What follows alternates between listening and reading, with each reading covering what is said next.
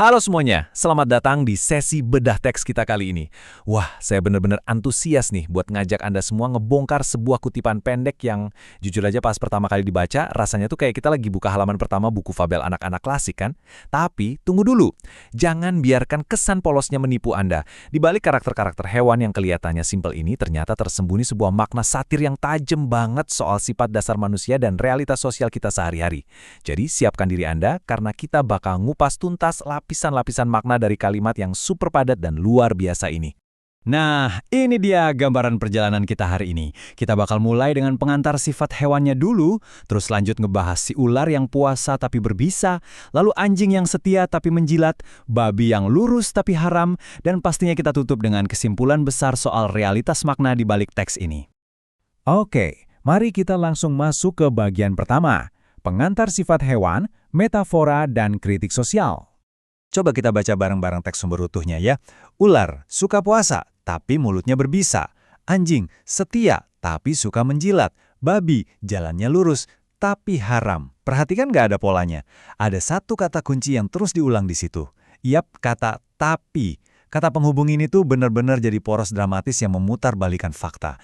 Di awal kalimat kita dikasih sifat yang positif, tiba-tiba langsung dibanting begitu aja. Keren banget kan cara teks ini mainin ekspektasi kita? Yuk kita buka halaman selanjutnya.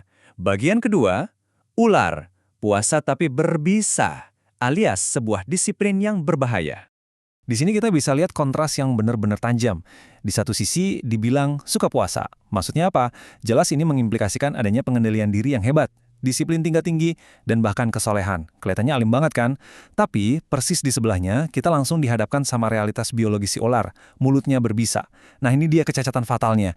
Bisa yang mematikan ini seketika nganulir semua kebaikan dari puasa tadi.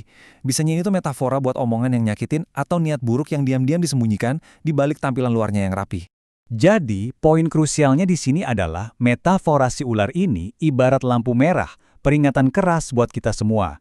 Kita ini kan sering banget ya tertipu oleh penampilan luar atau ibadah lahiriah seseorang. Nah, teks ini ngingetin kita supaya nggak gampang berasumsi.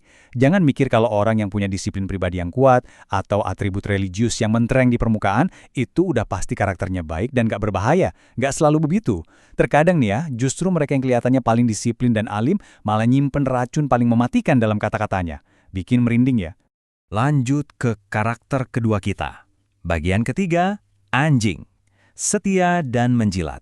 Ironi sebuah pengabdian. Mari kita benturkan dua gagasan ini. Di satu sisi, ada ide luhur tentang setia. Kesetiaan itu kan sifat yang paling kita cari dan agungkan ya. Entah itu dalam pertemanan, hubungan, atau di tempat kerja. Tapi, kesetiaan murni ini lagi-lagi langsung dibenturkan sama perilaku negatif, suka menjilat. Disinilah letak ironi luar biasa dari sang penulis teks. Nah, yang paling menarik dari sini adalah gimana teksnya ngerubah tindakan fisik yang wajar jadi sindiran sosial yang nyelkit habis. Secara harfiah kan anjing emang suka menjilat untuk nunjukin kasih sayang. Tapi secara metaforis, kata menjilat di sini berubah wujud jadi representasi para penjilat di dunia nyata. Maksudnya, orang-orang yang nunjukin kesetiaan luar biasa bukan karena tulus, melainkan semata-mata buat cari muka ke atasan demi ngamanin posisi pribadi. Relate banget kan sama drama-drama di dunia kerja? Sekarang kita masuk ke karakter terakhir, dan mungkin yang paling tak terduga. Bagian keempat, babi. Lurus tapi haram, batas fundamental moral. Teks ini mendeskripsikan babi dengan frasa jalannya lurus. Kalau kita baca berbagai literatur kebijaksanaan, berjalan lurus itu selalu jadi simbolisme kuat untuk sebuah kebenaran, integritas, dan orang yang fokusnya nggak tergoyahkan. Itu aslinya pujian yang luar biasa. Tapi secara mendadak, tindakan yang kelihatan benar dan lurus ini dipasangkan dengan sebuah tembok pembatas yang mutlak. Kata haram, benar-benar sebuah kontradiksi yang memaksa kita mikir dua kali. Fokus kita di sini adalah pada sifat absolut dari kata tersebut. Tanpa perlu mengambil sisi filosofis atau politis tertentu, kita murni melihat gimana teks sumber ini beroperasi secara logis. Kata haram di sini berfungsi sebagai batas fundamental yang mutlak. Intinya, teks ini menyatakan bahwa nggak peduli seberapa lurus jalannya seseorang, seberapa etis tampilannya, atau seberapa fokus usahanya, kalau esensi dasarnya aja udah terlarang atau salah secara prinsip, ya semua nilai positif dari jalan lurus itu otomatis jadi nggak berlaku lagi. Esensi mendasar pada akhirnya selalu mengalahkan tindakan di permukaan, nggak bisa ditawar. Dan ini dengan brilian membawa kita ke penutup, bagian kelima. Kesimpulan makna teks, niat, tampilan, dan realitas. Mari kita jajarkan ketiga hewan ini berdampingan biar gambaran besarnya makin jelas. Si ular mengajarkan kita tentang mereka yang sangat disiplin namun diam-diam membahayakan sekitarnya.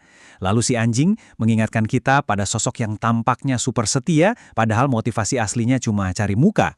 Dan si babi menunjukkan kepada kita bahwa konsistensi dan jalan lurus itu nggak ada artinya kalau esensi perbuatannya sejak awal udah salah. Lewat fabel singkat ini, penulis aslinya benar-benar naruh sebuah cermin raksasa di depan kita, ngajak kita merefleksikan betapa seringnya kontradiksi manusia dibungkus rapi dengan label baik di luarnya.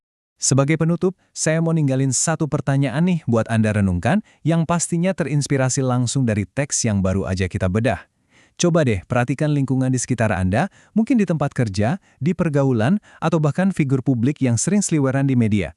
Dari ketiga paradoks tadi, sang ular yang disiplin tapi berbisa, sang anjing yang setia tapi menjilat, atau sang babi yang lurus tapi haram esensinya, sifat manakah yang paling sering Anda temui di dunia nyata hari ini? Silakan resapi pertanyaannya dan jadikan ini sebagai lensa baru buat mengamati perilaku manusia di sekitar kita. Terima kasih banyak udah gabung di sesi bedah teks kita kali ini, dan sampai jumpa di penjelasan materi menarik lainnya.